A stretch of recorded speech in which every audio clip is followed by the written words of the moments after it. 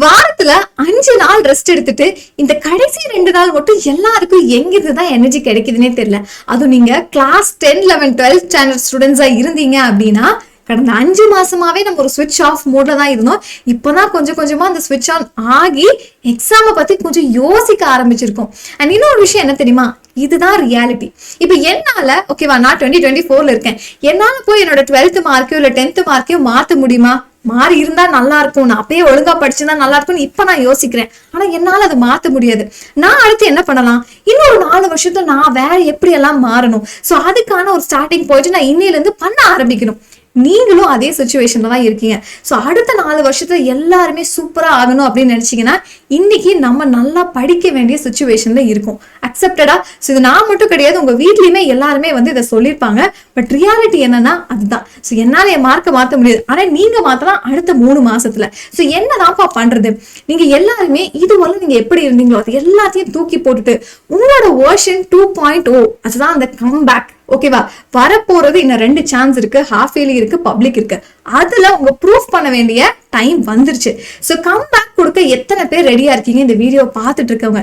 So மறக்காம நான் comeback கொடுக்க ரெடி அப்படின்னு கம்பேக் அண்ட் பக்கத்துல உங்க பேர். சோ என்னவா இருந்தாலும் அதை கமெண்ட் பண்ணுங்க. மறக்காம நீங்க என்ன கிளாஸ் அப்படிங்கறதையும் சொல்ல ஆரம்பிச்சிடுங்க. சரி, இது எல்லாத்தையும் நீங்க சொல்லிட்டுங்க. அடுத்து கேட்கக்கூடிய கொஸ்டின் என்னன்னா, மேம் இந்த சாப்டர் நாளைக்கு டெஸ்ட் இருக்கு, எனக்கு இம்பார்ட்டன்ட் கொஸ்டின்ஸ் கொடுத்துருங்க, நான் அதை மட்டும் படிச்சுட்டு போய்க்கிறேன். அப்ப மித்த கொஸ்டின்ஸ் எல்லாம் நான் எப்ப படிக்கிறதுன்னு அடுத்த செட் ஆஃப் கொஸ்டின்ஸ் வருவீங்க, ஸ்டூடெண்ட்ஸ் கேட்க ஆரம்பிச்சிருவாங்க. இதே மாதிரி இன்னும் அடுத்த கொஸ்டின் என்ன வரும் அப்படின்னா, இப்ப நான் இம்பார்ட்டன்ட் கொஸ்டின்ஸ் மட்டும் படிச்சுட்டு போறேன், ஆனா அந்த கொஸ்டின்ஸ் எதுவுமே எனக்கு எக்ஸாம்ல வரல. அப்ப நான் என்ன பண்ண போறேன்? 2 ஆப்ஷன், 2 சாய்ஸ் தான் இருக்கு. சோ அதுல இருந்து உங்களை எப்படி நீங்க காப்பாத்திக்க போறீங்க அடுத்து வரக்கூடிய இந்த 2 டெஸ்ட்ல பார்த்தலாமா? அதுக்கு தான் இந்த வீடியோ. சோ நான் என்ன சொல்றேன் அப்படின்னா, ஸ்டடி லெஸ் ஆனா மார்க் அதிகமா வரணும். இதுதான் இந்த ஹார்ட் ஒர்க் அண்ட் ஸ்மார்ட் ஒர்க்னு சொல்லுவாங்க.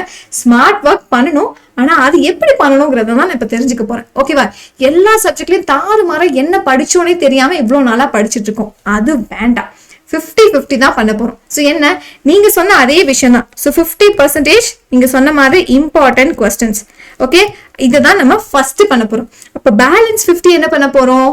அடுத்து இருக்கக்கூடிய அடுத்த செட் ஆஃப் கொஸ்டின்ஸை படிக்கலாம். ஸோ 2ஆ பிரிச்சுக்கலாம். இப்போ நெக்ஸ்ட் 15 டேஸ்ல நம்ம இதை மட்டும் தான் பண்ணவே போறோம். ஸோ என்ன பண்ணணும் அப்படிங்கறத தெரிஞ்சுக்கலாம் அடுத்த 15 நாள். ஓகேவா, நீங்க தூக்கி வச்சிருக்கிற இந்த பேக் லாக்ஸ் இருக்கு இல்லையா, ஸோ நிறைய நம்ம புக்ல பாதி போர்ஷன் படிக்காம தூக்கி வச்சுட்டு இருக்கோம். அது எல்லாத்தையும் நீங்க தூக்கி போட்டுட்டு இந்த மாதிரி ரிலாக்ஸ்டா படிக்கிறதுக்கு ரெடி ஆயிடுங்க. அதுக்கு தான் இந்த கம்பேக். சோ நீங்க கிளாஸ் 10 ஸ்டாண்டர்ட் ஸ்டூடெண்ட்ஸா இருந்தீங்க அப்படின்னா பாருங்க என்ன பண்ணணும் அடுத்த 15 நாள்ல. சோ இதுக்கான ஒரு டைம் வைஸ் பிளானும் அடுத்தடுத்த நாள் கொடுக்க போகிறோம். சோ ஃபர்ஸ்ட் தமிழ்ல என்ன இயல் படிக்கணும், அதே மாதிரி இங்கிலீஷ்ல, மேத்ஸ்ல, சயின்ஸ்ல, சோஷியல். சோ இந்த நவம்பர் மந்த் ஓகேவா முடிய போகுது. இந்த நெக்ஸ்ட் 15 டேஸ் நீங்க இதை மட்டும் பண்ணுங்க. அதே மாதிரி அடுத்த 15 டேஸ்ல பேலன்ஸ் இருக்கக்கூடிய போர்ஷன்ஸை படிக்க ஆரம்பிச்சலாம். ஏன்னா நமக்கு டிசம்பரோட 15ஆம் தேதி அப்போ ஹாஃப் இயர்லி ஸ்டார்ட் ஆயிடும். அதுக்குள்ள நான் என்ன பண்ணிருக்கணும், ஏதாவது ஒரு செட் ஆஃப் போர்ஷன்ஸ் தரோவா படிச்சு வச்சிருக்கணும். சோ அதுக்கான ஷெட்யூல் தான் இது. சோ இதை அப்படியே ஸ்கிரீன்ஷாட் எடுத்துக்கோங்க. அதே மாதிரி நீங்க கிளாஸ் 11 ஸ்டாண்டர்ட் ஸ்டூடெண்ட்ஸா இருந்தா நீங்க இதை ஃபாலோ பண்ணுங்க, இதுவே போதும். அண்ட் அதே மாதிரி காமர்ஸ் குரூப் இருக்கீங்க அப்படின்னாலும் உங்களுக்கும் கடைசியில வருது, ஜஸ்ட் வெயிட்.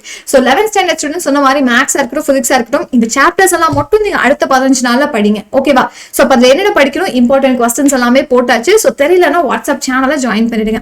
அதே மாதிரி நீங்க கிளாஸ் 12 ஸ்டாண்டர்ட் ஸ்டூடெண்ட்ஸ், நம்ம தான் இங்க நிறைய எஃபர்ட் போட வேண்டிய சிச்சுவேஷன்ல இருக்கும். ஸோ நம்ம கொஞ்சம் ஹெவி லிஃப்டிங் பண்ணோம். ஸோ அதனால ஒரு சில சப்ஜெக்ட்ல மட்டும் ஒரு சில சாப்டர்ஸ் நான் எக்ஸ்ட்ராவா ஆட் பண்ணிருக்கேன்.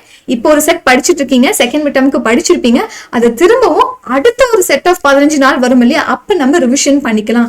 இப்போ நெக்ஸ்ட் 15 டேஸ்க்கு இதை மட்டும் நீங்க பண்ணுங்க போதும். ஸோ காமர்ஸ் குரூப் ஸ்டூடெண்ட்ஸா இருந்தீங்க அப்படின்னா ஆல்ரெடி காமர்ஸ் அக்கௌண்ட்ஸ்ல நிறைய போர்ஷன் நீங்க குவார்டர்லிக்கே கொடுத்துட்டீங்க. அது எல்லாமே இப்ப மறந்த மாதிரி இருக்கும். அது என்ன பண்ணினா ஒரு குயிக் ரீகால் பண்ணிடலாம் for the next 15 days. So என்னென்ன சாப்டர்ஸ் படிக்கணும் அப்படிங்கிறது இங்க 11th இருந்தாலும் சரி 12th இருந்தாலும் சரி இங்க ஆட் பண்ணிருக்கேன். சோ பிசினஸ் மேத்ஸ் எல்லாம் ஒரு 2 சாப்டர் இல்ல ஒரு 3 சாப்டர் மட்டும் நம்ம பார்த்தாலே போதும்.